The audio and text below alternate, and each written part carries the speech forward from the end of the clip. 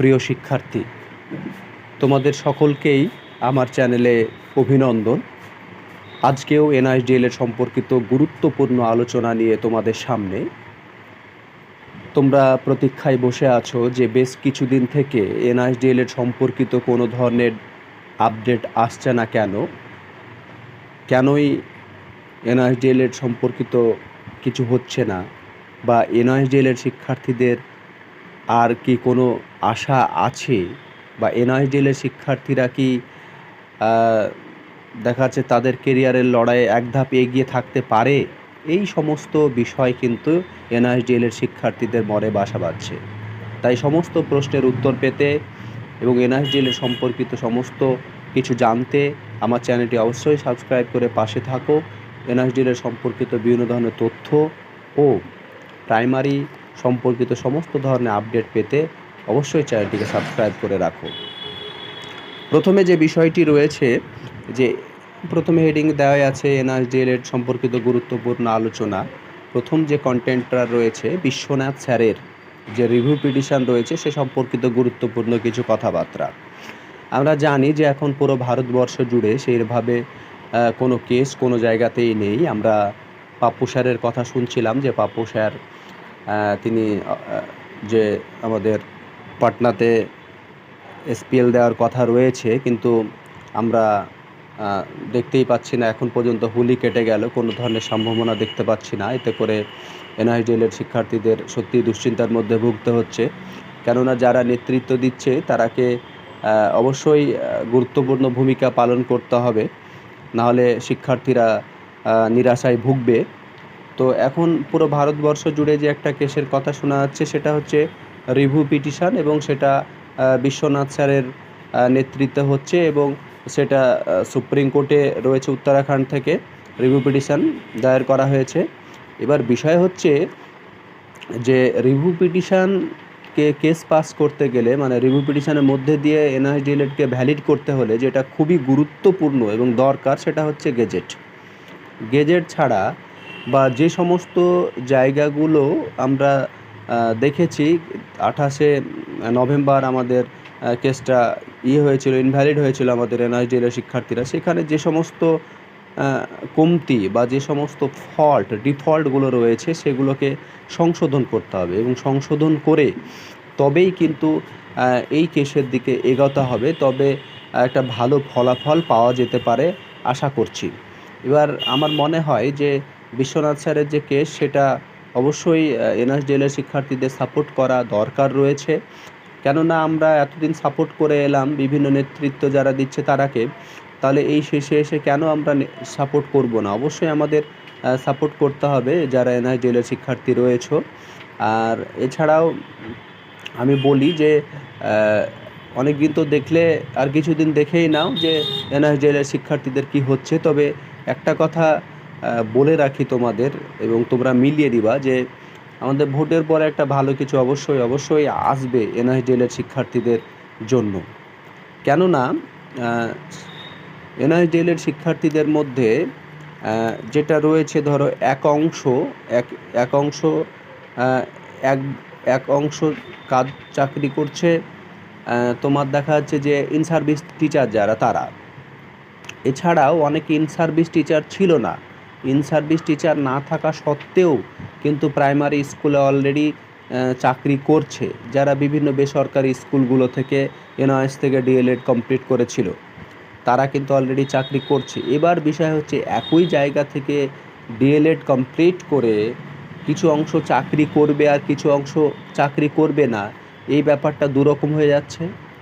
এই বিষয়ে একটা জিজ্ঞাসা চিহ্ন থেকেই যায়।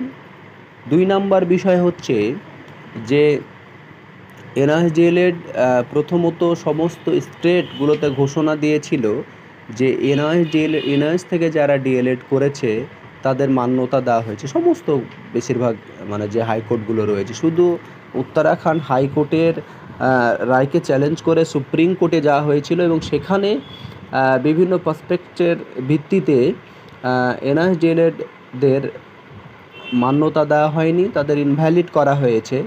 তাহলে বিভিন্ন হাইকোর্টগুলো প্রথমত ভ্যালিড কেন করলো? এখানে একটা ব্যাপার। 2 নম্বর ব্যাপার হচ্ছে যে ভ্যালিড করলো, ঠিক আছে, চাকরি পেলো, কিন্তু সুপ্রিম কোর্টে ভ্যালিড করলো না, কিন্তু যারা চাকরি পেয়ে গেছে তারা ভ্যালিড হলো, যারা চাকরি পায়নি তারা কেন ভ্যালিড হলো? এই সমস্ত জিজ্ঞাসা থেকে যায়। তবে যারা চাকরি পেয়ে গেছে তাদের কিচ্ছু হবে না, কিন্তু যারা চাকরি পায়নি তাদের অবশ্যই এই জিজ্ঞাসাটা থাকবে যে কেন এইরকমটা হবে, যে একই জায়গা থেকে কোর্স করে কেউ চাকরি করবে, কেউ চাকরি পাবে না, এটা দুরকম হয়ে যাচ্ছে। এই বিষয়টা থাকবে। তবে যেখানে 14 লাখ শিক্ষার্থী, আমাদের হাজার হাজার ব্যাপারটা এখানে নয়, এখানে লাখ লাখ ব্যাপার রয়েছে, লাখ লাখ শিক্ষার্থী। অনেক প্রশ্নের উত্তর এখানে রয়েছে যে এনআইএস ডিএলএড ভ্যালিড হবে কি না। তবে আমি বলে রাখি যে অবশ্যই এনআইএস ডিএলএডদের দেরিতে হলেও ভালো কিছু আসবে, মানে একবারে হাল ছেড়ে দেওয়া ঠিক নয়, কিছু না কিছু আসবেই। তবে আমরা বিভিন্ন দিকে যদি চোখ রাখি তাহলে একটা জিনিস বুঝতে পারবো যে এনসিটি বা এমএচআরডি এরা কিন্তু বিভিন্ন ভিডিওতে আমি বলেছি এটা তোমাদের, যে এরা কিন্তু মেনে নিয়েছে যে না, ভুলটা তাদের।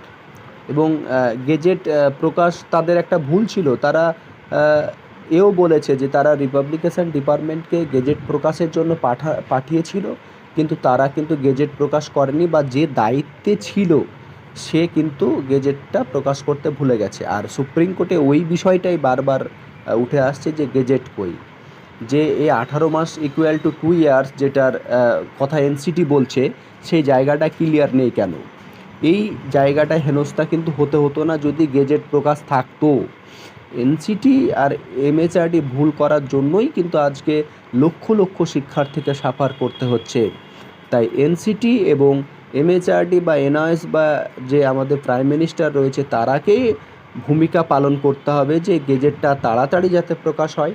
আর আমার কাছে যা খবর আছে আমি বুঝতে পারছি, তাতে ভোটের পরে একটা ভালো কিছু আসার প্রবল সম্ভাবনা রয়েছে। দেখো একটু মিলিয়ে নিও যে ভালো কিছু আসতে পারে, এরকম সম্ভাবনা রয়েছে। এখন বিষয় হচ্ছে যে দেখা যাক এনআইএস ডিএলএড শিক্ষার্থীদের প্রতি কেমন আচরণ করা হচ্ছে, তারা তাদের মান্যতা পাচ্ছে কিনা, এই বিষয়টা খুবই গুরুত্বপূর্ণ। কারণ এখানে 1 লাখ 2 লাখ শিক্ষার্থী নয়, এখানে 14 লাখ শিক্ষার্থী জড়িয়ে রয়েছে।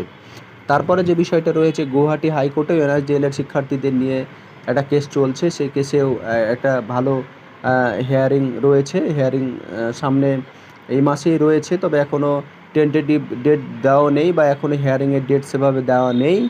তবে এনআইএস ডিএলএড শিক্ষার্থীদের নিয়েও এখানে একটা কেস চলছে, সেই কেসের মধ্যে দিয়েও দেখা যাচ্ছে যে মানে বিভিন্ন এনআইএস ডিএলএড শিক্ষার্থীরা আজকে বিভ্রান্ত হয়ে গেছে, পথ ভোলা হয়ে গেছে, যে তারা কি করবে, তারা কোন পথে গেলে তাদের মান্যতা ফিরে পাবে। মানে তারা দিশেহারা, তারা কি করবে কিছু বুঝতে পারছে না। কারণ অনেকের সংসার রয়েছে, অনেকের বয়স হয়ে যাচ্ছে, এই বয়সে এসে কীভাবে ডিএলএড কমপ্লিট করবো, এই সমস্ত বিষয়গুলো জড়িয়ে রয়েছে। এই হচ্ছে ব্যাপার। সব মিলিয়ে এনআইএস ডিএলএড শিক্ষার্থীরা সত্যিই অনেকটা পরেশান, অনেকটা কষ্ট, অনেকটা গ্লানির মধ্যে রয়েছে। তবে বলা যায়, এবং এনআইএস ডিএলএড শিক্ষার্থীদের বলি, তোমরা মিলিয়ে নিও যে তোমাদের জন্য দেরিতে হলেও ভালো কিছু একটা আসবে, বিফলে যেতে পারে না কর্মফল। এই সমস্ত বিষয়গুলো একটু মনে রেখো, যে শামীম বলেছিল এই কথাগুলো।